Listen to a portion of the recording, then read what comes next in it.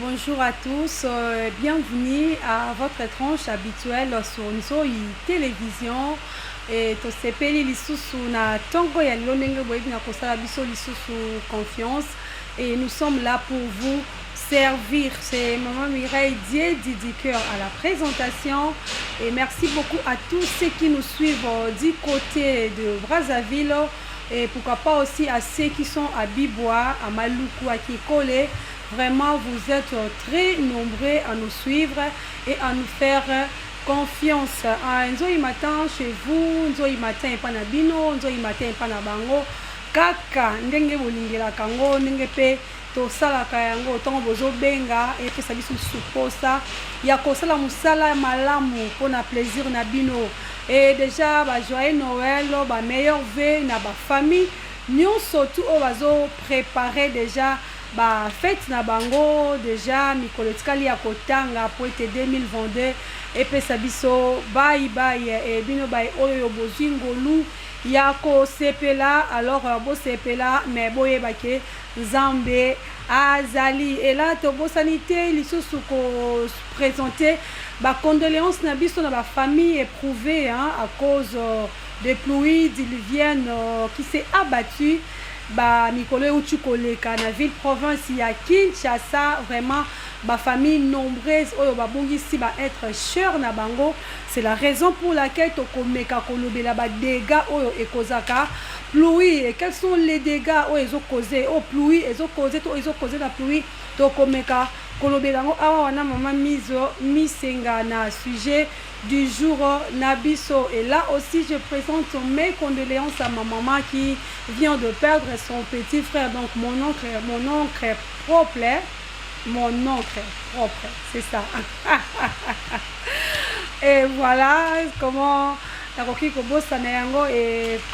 déjà que je suis éprouvée, donc je viens de perdre mon oncle maternel, donc le moment autour de la oyo nzoto na ye eza na morgue, mais cela ne m'a pas empêché ya ko servir bino balandi nyonso surtout ya Nzoi matin vraiment au plaisir ndenge bozalaka ebele ya kolanda biso ya kosala biso confiance ya ko poser ba question ya kolandela tout ce qui se passe na Nzoi télévision et puis ndenge bozo koma ndenge bozo benga ndenge boza ko tindela biso ba message. En tout cas Eza kosala biso bien makasi, continuez toujours à nous envoyer vos suggestions. Donc le numéro est déjà là affiché au bas de votre petit écran. Alors tout ce qui vous préoccupe oyo bolingi même la période ya ba fête oyo bolingi Nzoi matin et la bino, alors boloba yango bo proposer boloba yango oyo nyonso surtout oyo pe alingi aya koleka na émission Nzoi matin peut-être pour présenter ses souhaits, soit de vœux de meilleur à ses proches ou à sa famille. A kokipe kaka kobenga na numéro o ezawana okozala toujours le bienvenu ou la bienvenue pour na oya koleka ko souhaiter tout ko présenter ba souhait na yo na ba enyo surtout oyo ba linga kayo. Et là déjà tozo kenanga mbu ya régie pour na tolanda chanson moko oyo kosala vraiment plaisir na binonyo surtout ozo fêter anniversaire na mokolo lelo vraiment na tosengi na réalisateur na biso oyo na côté ya régie a balancer biso une chanson chrétienne kalakaka na ben wana ya kumisa Nzambe to banda na yango émission pona esala plaisir na Adam Nganga. Suivez.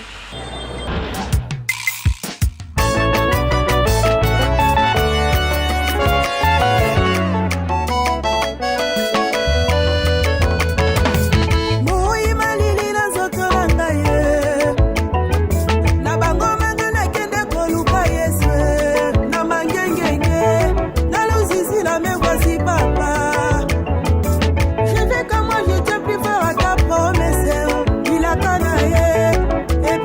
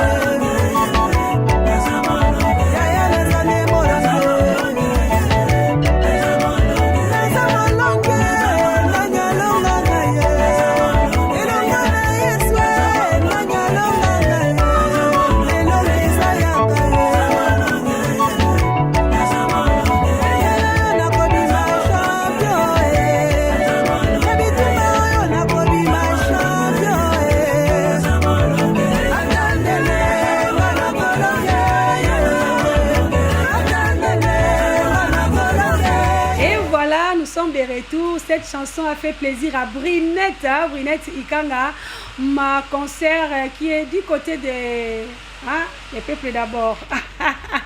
Et pourquoi pas aussi à Dodo Kalonji, Doudou Endombe, Sylvie Galula, Naomi Mouipe, Aba Mouipe, donc Zembo, Nesali. Vraiment plaisir na baignon surtout balanda kanzo i matin et tozo koba toujours kaka na programme na biso ndenge na lobaki on a débit nous sommes là pour vous faire plaisir donc tozo ebake ba famille ebele bazolela ba famille ebele bazala matanga à cause ya pluie vraiment et yango etina ki même konzamboka a se déplacer jusqu'à l'endroit où éboulement et salamaki na matadiki bala pour être yemo quoi que ne constater ba dégâts oyo mbula et salaki vraiment maman Misenga est là pour nous en parler vraiment en langue et en détail na moment na biso ya sujet du jour. Alors bino bo ope bo mituna ka ba question na bino bo zapete bo zala wana bokozwa biano nyon surtout ya ba question na bino qu'est-ce qui cause le pluie, ce sont quoi? Ce sont manque de canalisation, manque ya urbanisme, ba construction anarchique et tout ça nous sommes kolobela yango awa na émission. Quels sont droits à la population, quels sont les devoirs à la population, quelles sont les responsabilités de l'État, quelles sont les responsabilités aussi à la population, parce que tant que les gars et ça la makaton likambumo koyaka les responsabilités sont partagées. Donc le gouvernement aussi a sa part de responsabilités et le peuple comme la population aussi bazape na part na bango ya responsabilité. Alors là déjà tozoko ba kende kaka malembe et na linga lobela sujet moko sur la gestion des temps. Donc gestion des temps, comment mutakoki ko gérer temps na ye, comment mutakoki ko calculer temps na ye, comment mutakoki ko ça pendant 24 heures wana mutoyi bana kosala oyo esengeli na ngonga oyo ba pesi parce que biso nyonso tunza ba pesa biso 24 heures. On attend à 8 heures de travail, 8 heures de repos et 8 heures de sommeil. Et comment nous gérer à temps na yo gérer à temps na ondeni na masolo na kotonga na kolandela ba vie abatu o gérer ondeni na musala o gérer ondeni OK na wenze OK koteka comment les gens comment batu ba gérer ka ba temps na bango et là tozo tokota na bena yango après vidéo du jour oyo Jonathan azo balancer les biso bongo toye ba lisusu kozonga bolanda vidéo du jour oyo ça la plaisir na ba union surtout bazolanda biso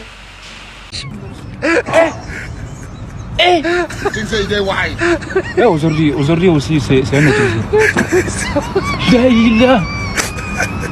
Le monde part en couille. Non, j'ai du mal à imaginer ça de ces trucs là. Oui. Jésus.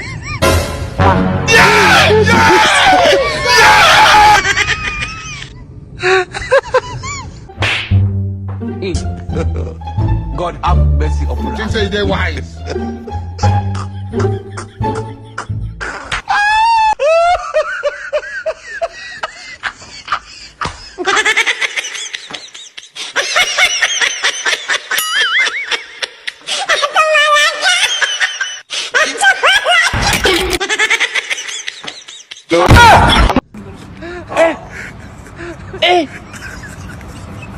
Aujourd'hui aussi, c'est un autre jour.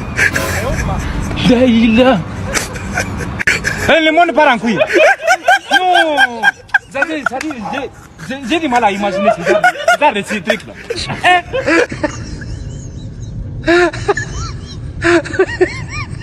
Jesus is Lord. You think say they're wise?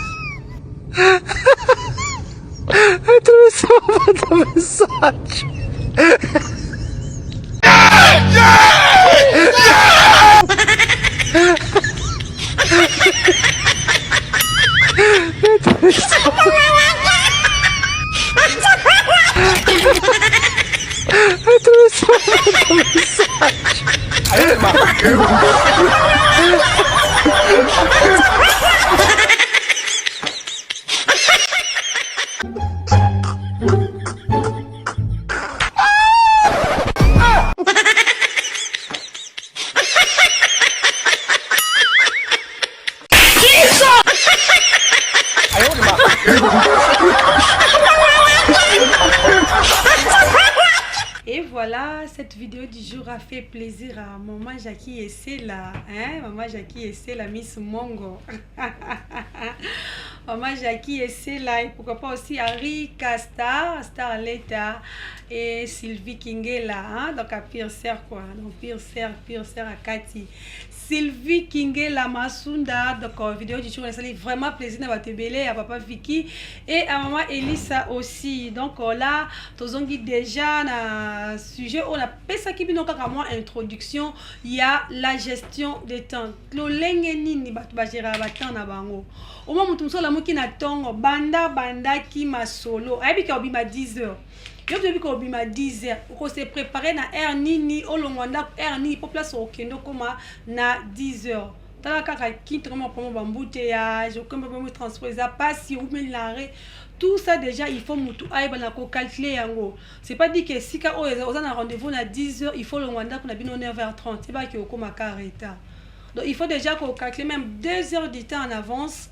Autant que place autour kende wana au koma air ya bien ba yamba yo pe bien. Donc tant que vous gérez tant na yo obi que non tant on longo awawa et ça pour na koma place na ko ba place siboyo. Moi musu mon na classe est banda 7h30. On a moi musu 7h20 nda longo nda kuna ba. Et puis distance ya nda kuna école ça peut moi musika. Mais au bout d'un moment OK classe va retard. Donc ils ont makambo to kuta nango vraiment mingi donc la gestion des temps ba ici que ils allaient relier vos tâches quotidiennes aux objectifs. Donc il faut qu'on relie ma tâche quotidienne na yo na ba objectif na yo ya journée wana. Pendant 24 heures ya journée na yo osa kana yango nini o gera batan na ndenge nini. Même maman na ndako ebi ke il faut kende wenze, il faut lamba, faut bana balia. Moi bando la muka ki ma solo yo 15h 16h do kenda wenze. Ozela ka wenza bitula tant blo de se umeli mati bandindi nde oke ko somba. Maman faut ba pe ko gérer temps na yo. Au moins maman mususu ozoya église déjà prière comme na suka. On a bandaki ko lamba, papa bana na ndaku ko lamba bilamba et tout ça pendant toute la journée, pendant les avant-midi. Au bandaki ko sala nini. Maman yeba même ko gérer temps na yo na ndaku. Au moins bana ba okende classe bilamba chiffonné. Oh pourquoi courir zate. Mais na bout tout temps courir ya ki pourquoi repasser quitter. Et natongo we bana ba okende classe we natongo ando bandi ko loko pelisa moto ça la petit déjeuner et tout. Maman ça na moi thermos na yo ça na moi cafetière na yo so ki courir ke déjà thermos ali jo so ki de ti ya bana kati sa thermos na tongo déjà bongisi table na bana ba se déjeuner tout ça déjà 6h30 bana ba longwe. Moi papa zo kende busela c'est chemise chiffonnée azo luka ndenge place à chaque chose azo luka c'est ka chaque soulier et tout ça pourquoi maman a ebi ko gérer temps na été donc là tout comme déjà na moment na biso ya acti ya point d'actu mais na sanga mon côté je suis déjà avec papa Emmanuel Oyo Azali pour na ko présenter les biso point d'actu. Bonjour papa Emma. Bonjour madame Mireille. Comment vous allez? Très bien, merci. Très bien habillé. Hein? Merci beaucoup. Vous aussi. Oui, que Dieu soit loué. Papa et maman, nous sommes en train de parler de la gestion du temps. Oui. Donc, vous êtes pasteur, là, je signale déjà aux téléspectateurs. Papa et maman sont pasteurs, donc, oui, qui est journaliste et pasteur. Hein? Vraiment, nous sommes vraiment très, très bénis. Donc, il y a des hommes de Dieu ici. Mais ils sont deux serviteurs de Dieu. Papa et maman, nous parlons de la gestion des temps. Comment les gens doivent gérer leur temps, selon vous? L'église papa, la bande et tout. Est-ce que vous avez quand même un mot à dire? Oui, j'ai un mot à dire. La gestion du temps est faite par rapport, tel que vous l'avez dit là, tantôt, qui c'est par rapport aux objectifs que nous devons normalement atteindre. C'est ça. Lorsque nous gérons les temps, c'est par rapport à ces objectifs-là. Et d'ailleurs, les Anglais disent « le temps, c'est l'argent ». Oui, le temps, c'est l'argent. Ce sont des gens qui ont vraiment la notion du temps. Ouais. Ils savent comment gérer les temps. Donc, un Anglais, c'est quelqu'un qui n'aime pas perdre son temps inutilement. Ça, mais malheureusement, ici chez nous, nous n'avons pas cette habitude-là. Nous avons souvent l'habitude de ne pas très bien gérer notre temps. Nous passons plus le temps dans des futilités. Et les choses essentielles, on ne met pas vraiment trop d'accent sur ça. Et vous allez voir même quelqu'un pendant la journée, il y a même des gens, tu vas voir, n'a pas quoi. Et journée, lobby, normalement, tous les calculs se font la nuit. Tu sais que non, demain, dans ma journée, je vais faire ça. Même en famille. Ça se fait, il n'y a pas d'improvisation. Mais tu verras quelqu'un la nuit, il ne sait pas ce qu'il va faire demain. Et le lendemain, il est là-bas, il touche. Finalement, il ne sait pas exactement ce qu'il doit faire. Donc, quelqu'un qui sait ce qu'il va faire demain, il saura comment gérer les temps. Il sait d'abord, pour aller au travail, le travail commence à 8h30, je dois quitter à 6h30 pour arriver sur le lieu de travail. Je sais qu'après le travail, je vais faire telle chose. Et à la fin de la journée, lorsqu'on rentre à la maison, on sait dire que nous voilà, dans mon agenda, j'avais tel programme, et je les ai réalisés. C'est ça. Donc c'est un peu comme ça. Alors les gens qui se plaignent souvent, qui viennent, non, pour nous aller ce sont des gens qui n'ont pas vraiment cette notion-là. Donc ils vivent comme ça alors que ce n'est pas une bonne chose. Vraiment, ce n'est pas une bonne chose, comme vient de dire Papa Emma. Donc, la gestion des temps, c'est aussi prenez de l'avance en fin de la journée. Donc, prenez de l'avance déjà à la fin de la journée. Donc, la fin de la journée, so déjà avance pour la journée au Yolanda. Donc, déjà, on avance par rapport à ma cambo, comme ça, la journée au Yokoya Lobby. Déjà, au moins, on même abon ça même il a une semaine. Aïbi que lundi non la taboué mardi ata courir que taliété mutum so courir que bandi ko panza o so maka o eza moi bien de alata mais pourtant na mutu na e atia la telamba na te mais parce que courir que ibilamo c'est ça chiffonné à côté de lamba la tate mais mutum so mo déjà ça bongi ça ya semaine mobimba courant et kende te ana problème wa te boy ba to na kataki ba ma courant et comment on dirait problème mo ko to za na ngo to la mukanga nango. Donc la gestion des temps est vraiment très important na vie nabiso. Alors je ne vais pas aussi abuser Nathan et à Papa Emmanuel parce que c'est l'heure de l'actualité au Seigneur to s'informer na makambo ezoleka na mboka na biso. Et là je rentre encore du côté de la régie pour nato zwa jingle na biso o ekokotsa biso na point d'actu.